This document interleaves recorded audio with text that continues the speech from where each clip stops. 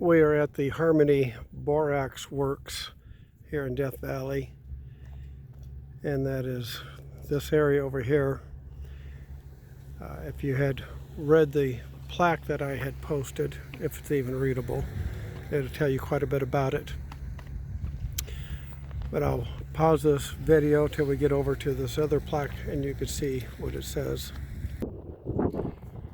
So we're back on here with our video, and Claudia will read this plaque to you because I don't know that it's that visible.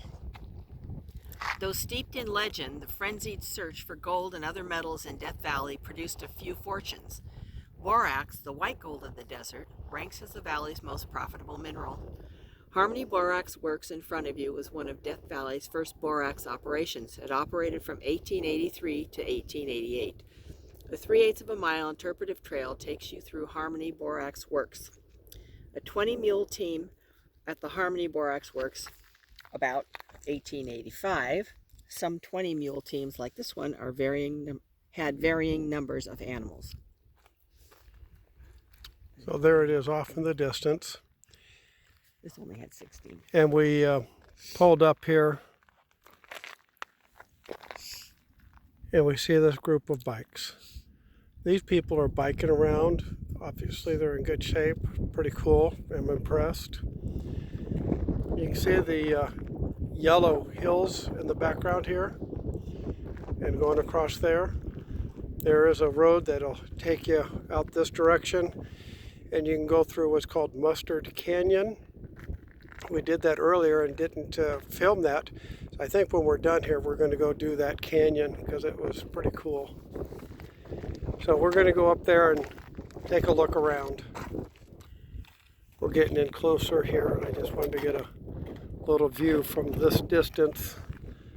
Sometimes you get up close and you don't just really see it as well. And we were just talking about this is the Borax Works, and they would heat up the slurry to separate out the borax. And you got to wonder where they were getting the water from. And we can see washes here where water comes through, but they only get 2 inches of rain a year on the average. And I've got to guess that, they're working when there's snow on these mountains and the snow is melting off. Or was there just more water in the late 1800s? And this year, from what we understand, these mountain tops should all be covered in snow, and they're not. We saw a little bit of snow on a few of the mountains, but this is obviously another drought year. Okay, we're going to get up closer.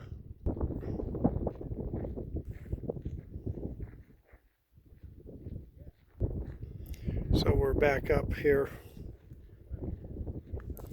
and living at Harmony, the crude shelters and tents once dotted the flat below you.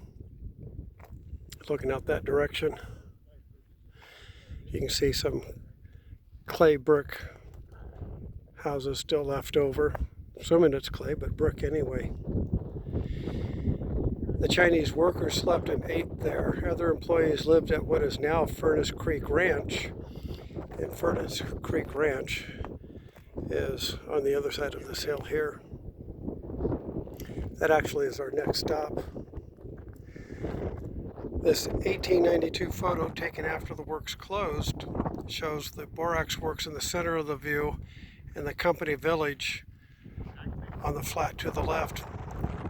And financial problems of the owner, William T. Coleman, and Borax forced the Harmony operation to close in 1888 after 5 years of operation. We actually went through that part where they have the Borax company still working at Trona, the city or town of Trona. And the town is just a ghost town of what it used to be. Yeah, but they're still working there. So we're getting ready to go further on with this video. So we're looking at the Borax Works still, and I spotted this cannon So I came over and took a closer look, and it's not the cannon that's going to shoot out a cannonball. It's actually a water cannon to wash away materials.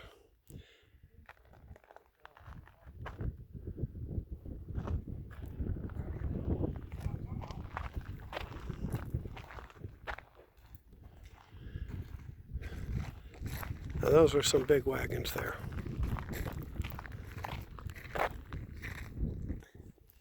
So over here at these wagons, we just want to take a quick look. These are big boys. And Claudia's going to be reading that plaque for us. 20 mule teams. For more than a century, the 20 mule team has been the symbol of the borax industry on product labels, in history books, and on television. The status is well earned. Mule teams help solve the most difficult tasks that face Death Valley borax operators, getting the product to market. The mule teams pulled loads weighing up to 36 tons, including the 1,200 gallons of drinking water. The rear wagon wheels were 7 feet high, and the entire unit with mules was more than 100 feet long. That's amazing. That's amazing. And 1,200 gallons of water. That's a lot of weight, 8 pounds per gallon, plus the steel tank, the wagons themselves, and the mules and the horses are dragging this thing up over the mountains. So we're looking at these hills, and let's take a look here. You can see their path.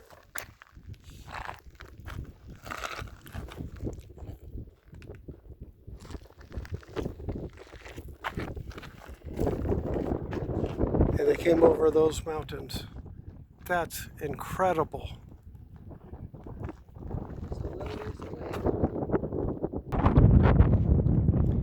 You can see the shoe brake that they have on this wagon wheel.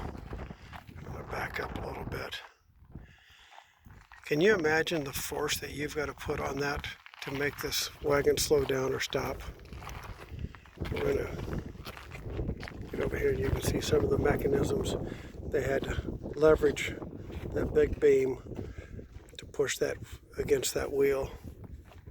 And you can see the wheel is encased in a steel band. And if you look at the back one back here, you can see where they had to weld that steel band several times.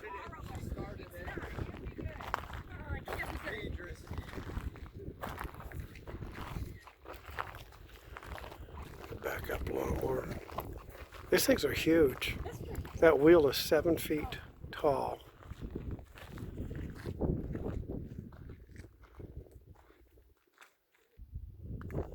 So we're back over to the boiler area. And I'll focus in here so you can see that. But the workers refined borax by separating the mineral from unwanted mud and salts, a simple but time-consuming process. The workers heated water in the boiling tanks using an adjacent steam boiler. Winching ore carts up the incline, they dumped the ore into the boiling tank. You can see that that incline is steep. Got the water tanks up there. You've got your settling tanks, crystallizing vats, boiling tanks. Not an easy operation. Workers added carbonated soda, the borax dissolved, and the lime and mud settled out. They drew off the borax liquid into cooling vats where it crystallized on hanging metal rods. Lifting the rods out, they chipped off the now refined crystallized borax to produce concentrated borax. They repeated the process. For later transport, the workers bagged and stored the refined or concentrated borax in a barn that stood behind me. So borax will not crystallize at temperatures above 120 degrees, so Harmony Borax Works stopped operating during the summer. To keep the crystallized vats cool the rest of the year, workers wrapped them with water-soaked felt padding visible in the photograph.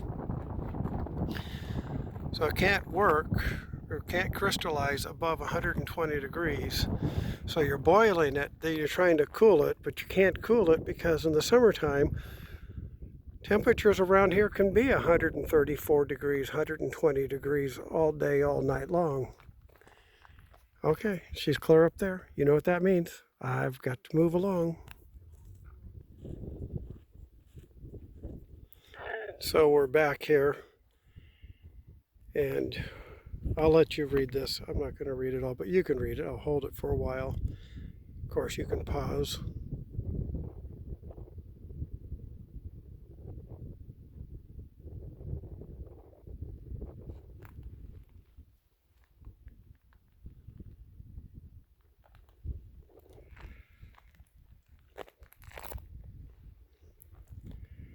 My sweetheart is somewhere on the other side.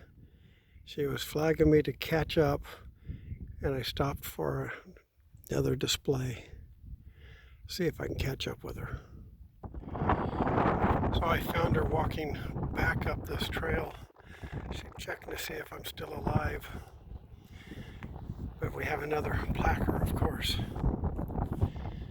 See if I can hold that for you to read. Get my shadow out of it. It's all pretty cool stuff.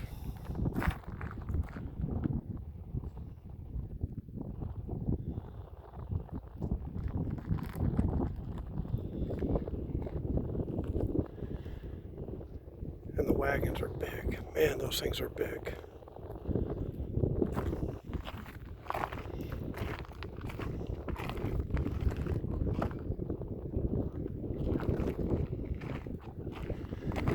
Those are the vats. There's the boiler over there.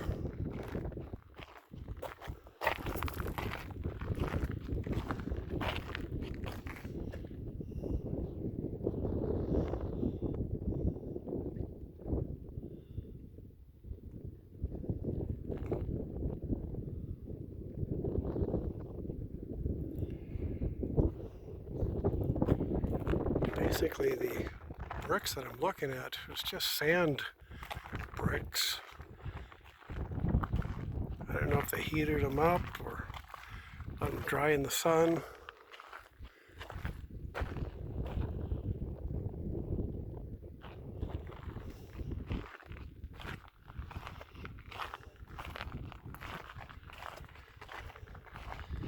You can see where some jerks have been here shooting the boiler up, putting holes in the pipe there. Very sad, very sad. Okay, off we go.